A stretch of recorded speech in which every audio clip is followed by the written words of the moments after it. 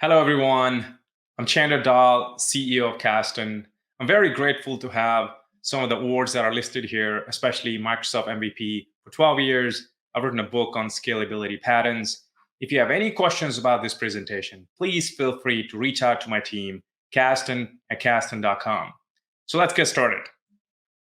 The first thing I would like to point out is a beautiful presentation by my friend Mark Brown, Principal Program Manager at Azure Cosmos DB Microsoft, and his talk on data modeling and partitioning. I cannot do justice to data modeling and partitioning in 15 minutes, so I only have three really good patterns for you. But if you have not watched this talk, I highly recommend it. It's on YouTube, and feel free to check out the GitHub repo listed down there. Here's my LinkedIn. Please feel free to add me. At Kasten, we use 30 plus data modeling patterns, and Kasten's a preferred Microsoft partner on Microsoft Azure Cosmos DB. We work with Fortune 500 clients, large size, mid size, small companies, as well as startups all over the world. So we have this amazing benefit that we pretty much work on a lot of use cases. And let's be clear, three patterns are enough to show and demonstrate the power of patterns and how this could be really good, not just in terms of reducing your request charge. It also can speed up your queries, makes your life so much easier as a developer, and down the line have so many exponential benefits for your company. Now, I will not be discussing anything that Azure Cosmos DB optimizes on its own. That may include, indexing or caching or anything that's with the framework. This talk is specifically to show you three different data modeling patterns and how their combination leads to great results. And one more thing, patterns are problem specific and use case specific. So what we cannot do is take the same pattern and solve all problems out there. Now that's principles. And even though we may have great principles that can solve most problems, let's say for object oriented, that is not necessarily true for a pattern. Pattern is always problem and use case specific. So why is data modeling important? One of the best things about the presentation today is I'm going to show you how, by using the right data modeling patterns, we can reduce the total request time by 75%. So it's an improvement of 75%. We have been able to do this multiple times, but I'm going to show you examples where request charge is going to be improved by 99%, and so is your query time. And by the way, output document size. Now, this is a hard one. How do you improve anything by 100%? Well, it's actually 99.98%, which is pretty close to 100%. This is exciting. Let's get started and see how we code in the industry. Happy beginning, right? Everyone says, oh, by the way, we got a product to launch. It's right there on the right-hand side. And there's a name, here's a brand, and here's a price, and maybe a bunch of colors. Done. And what do we come up with? We come up with a flat document on the left-hand side. As you can see, we have a bunch of properties over there, and then we have reviews. And life is simple. Not exactly. Now, just so you know, all the data is generated by bogus NuGet package, 40 million downloads. It's great. However, it's not real data. It looks like real data. It's great for demos. So after some time, we actually start seeing the real problems. Oh, wait a minute. 8,371 comments? Whoa. And then look at the right-hand side. We never thought about, oh, wait, how many actual comments there would be. And if there are those comments and there are multiple stars, we got to do the math on finding out the average of all the 5 stars, right? And those are the problems we start seeing in real life once we start getting into production. We have new features coming in every month, every year, and that's what the life of a software developer is, isn't it? Next, the client comes to us and says, we need to add ratings and reviews because a competitor has it. And we're like, yeah, why? Not a big problem, right? Except that's how it looks now. And you can notice the amount of math it would take to make this happen. So we need 5 stars, and there's 7,000 reviews that are 5 stars. So someone's got to do the math. And then we have 4-star reviews, another 575 reviews, and there's 3 more other categories. So let's look at the data model. So let's give you an example of how it would look in real life, and just pick 1 or 2 of these. And you notice that there's simply name, description, price, brand, category, and a bunch of reviews. It's all good, right? Now, what we always do when we actually code is do something like, okay, I'm going to create something called products 200. Now, you don't want to do this in production, but when you're testing something, it's a good idea to test something with 200 records and then test the same exact entity. There's really no difference whatsoever with 10,000 records and see what happens. And once in a while, what we also do is also look for something like, for example, reviews, right? We had 8,000 reviews in that particular case. So how about having an actual product with something like that, which is, let's look at the array length and it'll tell you how many reviews we have. We have 5,000 reviews here. So we want to test this before we get into production. And then, of course, we want to optimize this. And anything optimized with 10,000 records is going to be in products optimized container. That's it. So let's show you the products as in very simple document with the same exact data structure we showed you earlier, which is a flat document with a bunch of reviews. Now, a lot of you are probably thinking, well, reviews probably don't belong in here, especially if there are going to be thousands of reviews. So what do? You say, well, embed versus reference, and reference might be a good idea. That's true. Now, for the sake of simplicity, we're going to keep everything embedded. And just so you know, for this particular use case, embedding actually works better, even though it's not one-to-few. And again, patterns are problem specific. So in this case, it works for us, and we've done the math on it. We've seen the document size, every single thing for thousands of reviews, and it works great. So now, how do we optimize this? Let's look at that. So the first thing would be optimizing in a way that this record is available to us. Now, wait. The clients always say this. We want everything really fast, right? So no loading GIF, please. You don't want to have that. Okay, so that's a big challenge. So what do? We have two options. One is we keep the product as it is and then write an optimization, or we change the data structure to something like this. Now, there's two patterns going on here. Average rating and total ratings are pre-compute patterns. What does that mean? Anytime we add a record, we make sure we calculate the average rating as well as total ratings and get done. And then there's a second pattern going on over here, which is ratings underscore facets. And what are facets? Facets are a way to categorize your data in a way that you can later use it. So here's a dictionary, which literally aggregates your data in a category of facets. In this case, the category is rating. You could have had a different category called brand. Let's say you've got Nike, you've got Puma, you've got Adidas, and that's another category. That's another facet. You could also have had another facet with sizes, XL, large, medium, small, and other sizes whatsoever. And this is why it makes sense not to flatten it out, but to keep it in a dictionary. In this case, it's rating facets. So we've got two optimizations going on with the pre-compute pattern as well as the facet pattern. All right, so let's look at the results. Wow. So just so you know, these are not Cosmos DB query times. They're going to be a lot lower than this. These are actually the time for the full request. So request time for the entire request. 52% improvement just by using two optimizations on request time. What about the request charge? Oh, wow, your bill just got lowered by almost 64% because the request charge is only 5.78 versus 15.98. And these are ratings for a single product.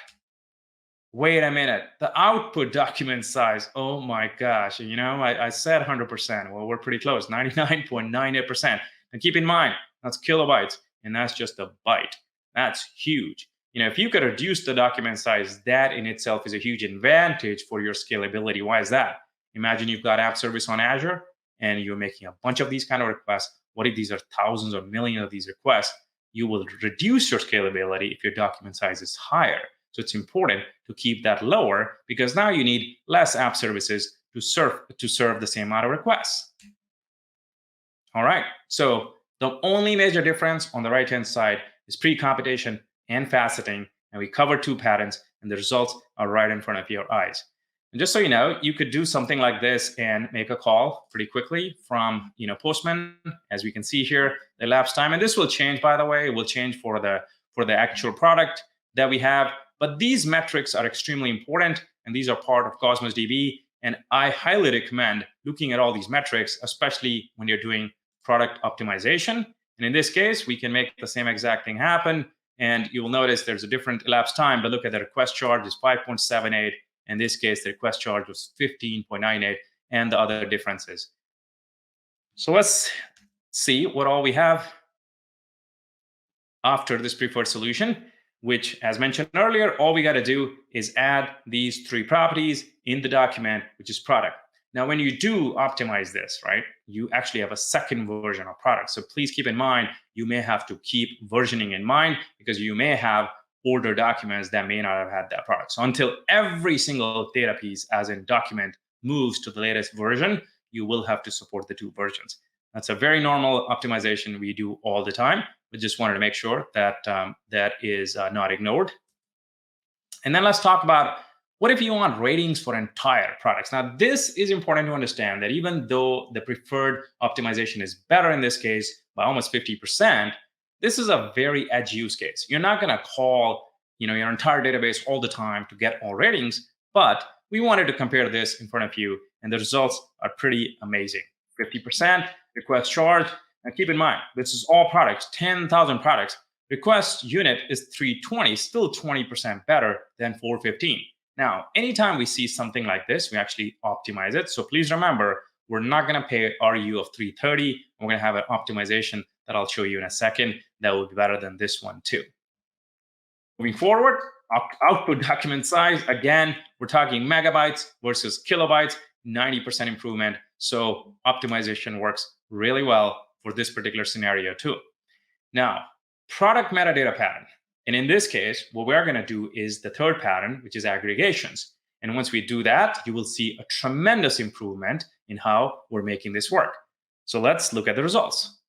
First, we're going to compare the products 10K and products optimized. 26% improvement for getting all the rating facets that I just showed you. Wait a minute, 75% improvement when we add the aggregation pattern. So this is the third pattern which we're using on top of the two. Now you notice the combination of patterns makes your performance so much better, makes your life so much easier as a developer. And of course, great for your business because you're spending a lot less money now. Request charge, oh my gosh, 99.45% improvement. I mean, we're going from 415 RU to 2.26 RU. I mean, definitely a pattern I highly recommend. And then finally, whoa, we're going from megabytes to kilobytes to now bytes. It's only 152 bytes output document size. And by the way, this is your Cosmos query time. Request time meant the entire round trip time. This is specifically Cosmos query time. And you can see we go from 81 seconds to just 0.23 seconds, 99.71% improvement. So how do we do the magic? Let's look at it. So what's product metadata? Products metadata is just one record. That's it. And what does it do? It creates aggregations. And remember, I gave you examples earlier, and we talked about rating facets. But what if we had brands? What if we had sizes and a bunch of different, product metadata facets or aggregates that we can aggregate all the facets in something like this. So we have facets, but we're aggregating all those facets in one document, literally one document. And this is the pattern, which is the aggregate pattern. I'll show you another example of this. Let's say something like brand, and we can show you what that looks like. Now, these are the results, and they're pretty phenomenal. And you can compare one by one product and product optimized, and product metadata, product and product metadata. But oh my gosh, look at the last three. 99, more than 99%, all the way to 100% improvement. And the least one is still 75% better. Phenomenal results. Let's move on. Finally, when we have something like a brand, a lot of times users want to come on a website and say, only show me the brand I love, your favorite brand, and they click on that brand and ask you for the data for that particular brand.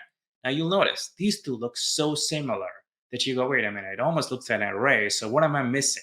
And what is the difference if I do it in a different way? So we'll show you brand pattern, which is, the brand aggregate pattern, and we'll show you the brand, which is the normal brand, which is literally an array of brands, right? And we see the difference. So let's look at the difference. Whoa, request unit goes from 81 to 10.71. And your request time goes from 21 seconds to only 1.35 seconds. And finally, your documents, wait a minute, 2,400 documents for that particular product, and it's now just one document. You may not even believe me, right? So let's actually see if that is really the case. So let's make a call real quick. It's going to take some time, and this one's going to be extremely fast. And let's see what it is. All the way down. And by the way, retrieve document is 1, request charge is 10.71. We've got this one back, and as you can see, request charge is 81, and the documents are 2416. So how do we do this? Show you real quick. This is brands, and as you can see, there's a bunch of Adidas here, as you can see, and eventually you'll have Nike, Puma, and others, and they're all different records, and they have partitioning key, everything going on, as we always do. Except in the metadata pattern, all you have is 4 different categories. So this is your aggregation pattern. In here, you're aggregating by the category. In this case, you only have 1 document for entire Adidas, 1 for Nike, 1 for Puma. And again, the size is so small, it's just 1 document. It's phenomenal. Let's have a look at the results. I mean, you can take, now we have actually a couple of extra things here. Retrieve document count is extremely important for us here because there is no reason to retrieve all the documents. Imagine having to get all the products for a particular brand. I mean, what if you have 200,000 of those? I mean, that's a lot. So we're only getting 1 back, and that's a 99% improvement. At the same time, query time is a 93% improvement. And as you can see, request charge is an 86% improvement. So this was our third pattern, which is an aggregate. And by the way, you could do this individually for your data and go on with it and get exponential benefits. So thank you so much for your time today. If you want us to help you with your Azure projects or big data AI projects or Cosmos DB projects, feel free to email Kasten and kasten.com. Thank you so much for your time today. Have a great day.